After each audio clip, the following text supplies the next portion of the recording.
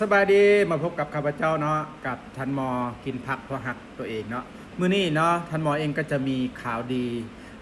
แล้วก็เป็นข่าวที่บ่ดีถ้าทุกคนบ่เข้าใจเนาะทุกคนฮู้บ่อวัยวะในร่างกายของเฮาเป็นอวัยวะตัวใดที่เฮ็ดเวียกหนักที่สุดทุกคนลองเว้าเบิ่งเนาะอันสิง่ายๆคำตอบเนาะอวัยวะที่เฮ็ดเวียกหนักที่สุดและบ่มีผักนั่นก็คือหัวใจเด้อ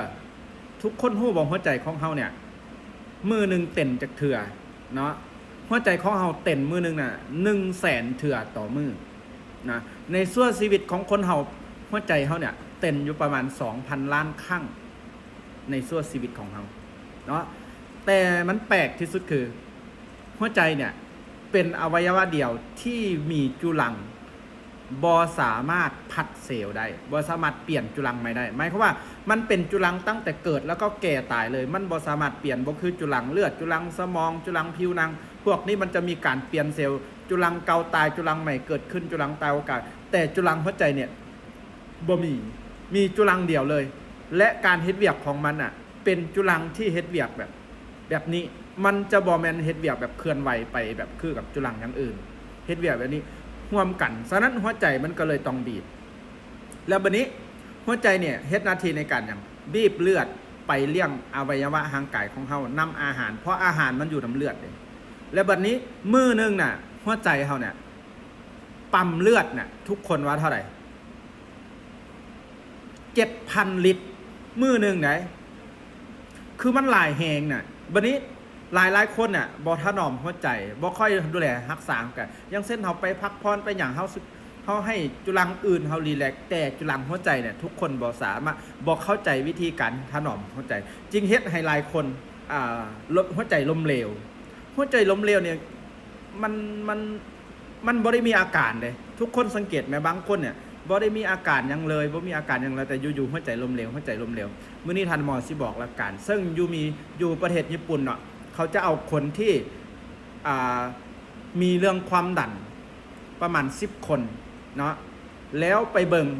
ว่ามีโอกาสเป็นหัวใจล้มเหลวนะซึ่งทุกคนมีโอกาสมาซึ่งเกิดมาจากอย่างทุกคนหัวใจล้มเหลวเนี่ยเวลาเกิดมันจะเกิดอยู่2อย่าง1ก็คือน้ำท่วมปอดเนาะ2คืออย่างคือเส้นเลือดตีบเนื่องจากกรามซีนของหัวใจหนาขึ้นเมื่อมันหนาขึ้นแล้วมันก็จะหนีบเฮ็ดให้เส้นเลือดตีบพอเส้นเลือดตีบเวลามันปั๊มเลือดเข้าไปเลี้ยงร่างกายของเฮาเนี่ยเลือดไปบ่หมดเมื่อเลือดไปบ่หมดเลือดก็จะไหลไปหาปอดพอไปหาปอดแล้วก็จะเฮ็ดหยังกลายเป็นน้ำท่วมปอดปัจจุบันน่ะนี่แหละบัดนี้วิธีถนอมเฮาสิเฮ็ดจังได๋นะวิธีถนอมง่ายๆเลย1อย่าให้มีความดันคนที่มีความดันเนี่ยหัวใจวายหลายที่สุด2ก็คืออย่าให้มีไขมันในเส้นเลือดสูงเนี่ยถ้าผู้ใดบ่มีความดันบ่มีไขมันเส้นเลือดสูงเนี่ยหัวใจล้มเหลวบ่ค่อยมีเนาะฉะนั้นวิธีแก้ง่ายๆคือต้องกำจัดเรื่องไขมันและความดันฉะนั้นจะกำจัดไขมันต้องอย่างเช่นบางคนเป็นไขมันย้อนเป็นเบาหวานต้องแก้ที่บ้านเว้าสรุปแล้วเนาะเพิ่นแนะนำเลยว่าถ้าผู้ใดบ่อยากเป็นหัวใจล้มเหลวปัจจุบันเนี่ยระหว่างมะเร็งกับหัวใจล้มเหลวนี่เท่ากันเลยใน100 คนเนาะใน100 คนหนึ่งในโลกเนี่ยใน100 คนจะมีคนเป็นมะเร็งอยู่24 คนพยาธิหัวใจล้มเหลวใน100 คนก็มีคนเป็นอยู่ประมาณ24 คนเห็นมันเป็นหลายอีหลีเด้เห็นบอกคนลาวเฮาจริงมีปัญหาอะไรถ้าวิธีแก้เด้อ1อย่ากินของที่มันรสเผ็ดรสจัดแล้วก็เหล้าเบียร์แล้วก็อาหารที่เฮ็ดให้เป็นไขมันว่าง่ายๆคือกินพืชกินผักให้หลายเนาะมื้อนี้ท่านหมอเองจึงอยากจะบอกทุกคนว่าแล้ววันนี้เวลาเฮาไปกวดส่วนหลายเฮากวดแค่เจาะเลือดเนี่ยมันจะบ่เฮ็ดให้เฮาฮู้ว่ากรามซีนของหัวใจเฮาหนาขึ้นบ่เนี่ยเฮาจะบ่ฮู้เพราะว่าหัวใจเฮาจะเก่งเมื่อมันฮู้ว่ามันมีความดันแหละหัวใจเฮาจะขยาย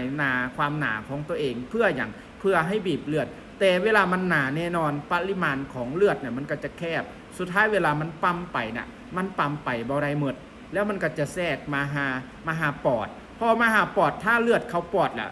ที่มาจากหัวใจเนี่ยมันจะกลายเป็นน้ำเสียเพราะว่าเลือดเนี่ยถ้ามันบ่ถูกไหลเวียนเปลี่ยนพัดเปลี่ยนเซลล์ตัวเอง มันข้างไปในปอดโดยที่มันบ่มาจากเส้นเลือดที่ปอดนำไปส่งเองเนี่ยมันจะกลายเป็นน้ำสุดท้ายมันจะกลายเป็นน้ำท่วมปอดและหัวใจจะวายกระทันหันปัจจุบันหลายที่สุดฉะนั้นวิธีแก้ถนอมหัวใจเด้อคือกินพืชผักให้หลายเนาะผู้ใดติดตามท่านหมอเนี่ยฮู้ได้เลยว่าหลายคนเนี่ยเปลี่ยนตัวเองแค่ศึกษาแล้วติดตามท่านหมอเนี่ยก็กลับมาใส่ชีวิตที่ง่ายขึ้นเพราะปัจจุบันเนี่ยมันเป็นปัญหาหลักเลยเรื่องหัวใจวายหัวใจล้มเหลวบางคนยังนั่งยังลมกับลูกอยู่ดีๆเมื่ออื่นไปแล้วเนาะฉะนั้นคลิปนี้ถ้าผู้ใดมีอาการเรื่องความดันเรื่องไขมันแต่ปัวจังใดกับบ่ฮู้ลองปรึกษาท่านหมอมีวิธีการปิ้นปัวที่แก้ปัญหาให้ต้นเหตุให้สามารถไขมันเนี่ยลดลงอยู่ในค่าปกติโดยที่ทุกท่านอาจจะบ่เกิดหัวใจวายก็ได้สำหรับคลิปนี้ถ้ามีประโยชน์และคิดว่าตัวเองฮักตัวเองอย่าลืมติดตามกดไลค์กดแชร์แล้วก็คอมเมนต์ถามได้ผู้ใดที่เป็นไขมันความดันเพราะโรคหัวใจวายบ่มีอาการแสดงออกวันนี้ท่านหมอจึงอยากให้ทุกคนถนอมหัวใจเพราะหัวใจของเฮาเฮ็ดเวียกบ่มีมือผักแต่ถ้าเฮาเข้าใจเฮาฮักเพิ่นเฮาก็จะให้เพิ่นเต้นครบ 2,000 ล้านครั้งในส่วนชีวิตเฮา 2,000 ล้านครั้งเฮาจะอยู่ประมาณ100 กว่าปีเนาะสำหรับมื้อนี้ก็ขอขอบใจทุกท่าน